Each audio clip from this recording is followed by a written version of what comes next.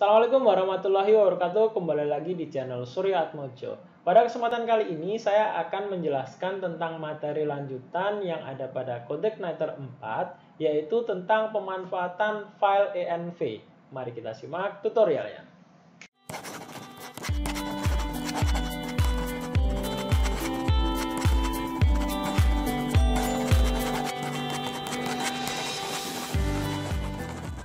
Sebelum kita mengetahui fungsi lanjut dari file env, kita sebaiknya buka terlebih dahulu file yang sebelumnya. Di sini saya memanfaatkan file dari video sebelumnya, di mana pada video sebelumnya saya sudah membuat sebuah penggabungan antara CodeIgniter 4 dengan admin LTE. Ya, di sini saya buka filenya. Oke, kita bisa perhatikan di sini pada folder CodeIgniter 4 di sini ada file env, di mana kalau kita buka isinya seperti ini, environment ya. Ada C environment production, lalu ada app base URL, app cookie prefix, lalu ada cookie domain, cookie path. Lalu di sini juga ada settingan database dan seterusnya. Nah, sebelum kita mengetahui fungsi dari file env, di sini saya akan mencoba menjalankan terlebih dahulu. Kita coba jalankan terlebih dahulu file sebelumnya ini dengan cara kita ketikkan php spark serve, enter. Nah, kita copy aja di Mozilla seperti ini. Kita jalankan Mozilla-nya. Lalu kita running. Ya, sudah jalan. Nah, untuk mengetahui fungsi dari file env, kita bisa membuka controllernya terlebih dahulu. Kita coba buka controller yang sudah pernah kita buat. Controller, lalu kita pilih home di sini. Nah, misalnya di sini saya membuat sebuah error, titik koma ini saya hilangkan, lalu saya simpan, lalu saya running F5, maka akan muncul error seperti ini. Whoops, we seem to have hit a snag, please try again later.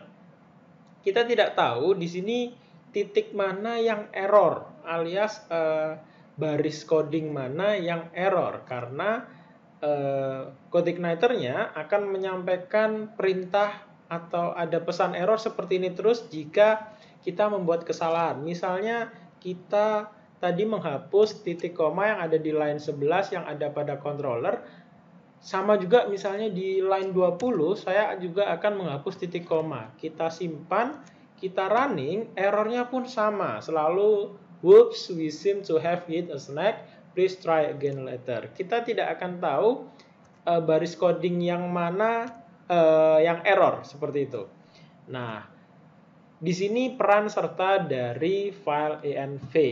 Misalnya sekarang kita akan mengaktifkan file env-nya. Cara mengaktifkannya cukup dengan merename file env ini, ya, file env ini itu dengan merename, lalu di depannya kita kasih titik seperti ini, kita aktifkan. Oke, setelah itu kita double klik, kita buka. Nah, di dalamnya ada listing code seperti ini, ada coding seperti ini. Cara mengaktifkannya, misalnya di sini ada C environment, CodeIgniter environment sama dengan production. Karena statusnya production, maka semua perintah error akan dibelokkan seperti ini tadi. Whoops, we seem to have hit a snag, please try again later. Nah, kita bisa aktifkan fungsi ini. Kita aktifkan seperti ini. Lalu statusnya misalnya saya rubah menjadi development. Misalnya seperti itu ya. Development. Seperti ini. Lalu kita simpan. Lalu kita kembali lagi ke controller home. Nah, di sini saya akan mencoba mengerrorkan titik koma yang ada di line 11 ini akan saya hapus. Saya simpan. Kita akan jalankan F5. Nah, di sini langsung kelihatan errornya. Parse error, syntax error, unexpected, ya, seperti ini. or ya di sini ada kurang titik koma, app-path controller home php at line 12 ya, line 12. Di sini kelihatan ya at line 12 ya. Di sini errornya. Ya mungkin kurung kurawal ini ada error pasti atasnya. Nah, di sini ada kurang titik koma. Kalau kita betulkan, lalu kita jalankan lagi, kita refresh, kita tunggu, nah maka akan kembali tidak muncul pesan error. Begitu juga ketika saya menghapus titik koma yang ada di line 20, saya errorkan seperti ini, maka di sini akan muncul error di line 21 ya, seperti itu. Di sini line 21-nya error, padahal di sini titik komanya kita hapus seperti itu. Misalnya public ini juga kita errorkan ya, kita tipu misalnya. I-nya hilang, lupa seperti ini. Ya walaupun di VS Code, di Visual Studio Code kita bisa mendeteksi error ya, salah coding seperti ini, ada merah-merahnya seperti ini. Tapi misalnya ini kita paksa aja, kita simpan, lalu kita jalankan. Nah, parser error, syntax error unexpected public ya, nggak ada i-nya ya. Di sini langsung kelihatan bahwa di situ ada yang salah. Nah, maka kita betulkan seperti ini misalnya. Nah, pada file env, selain kita bisa merubah status dari production ke development seperti ini, ataupun sebaliknya dari development ke production, kita juga bisa mengatur settingan database. Nah, di sini ada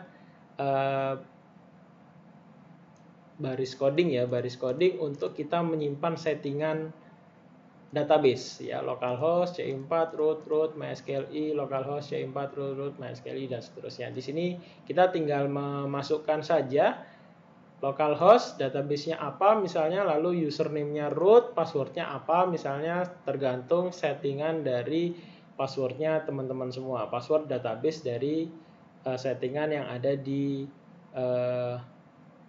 database yang ada di laptopnya masing-masing teman-teman semua, kita masukkan aja di sini seperti itu. Jadi ada dua cara untuk mengatur database. Pertama, selain di file env di sini di line 49 ya, di line 49 kita juga bisa mengatur settingan database ada di file config, lalu kita masuk ke file database PHP. Nah, di sini juga kita bisa mengatur settingan dari koneksi database ya di sini. Ini sama kayak CI3. Kalau di CI4 ada tambahan lagi, kita juga bisa mengaturnya selain di database PHP ini, atau ya sifatnya atau kita pilih salah satu, kita bisa mengaturnya di file env. Jadi di file env ini selain kita bisa mengatur database, kita juga bisa mengatur environment-nya, merubah dari development menjadi production atau sebaliknya dari production ke development. Kira-kira seperti itu teman-teman pemanfaatan file env. Jika teman-teman merasakan manfaat dari sharing ini, jangan lupa like, komen, dan subscribe. Terima kasih.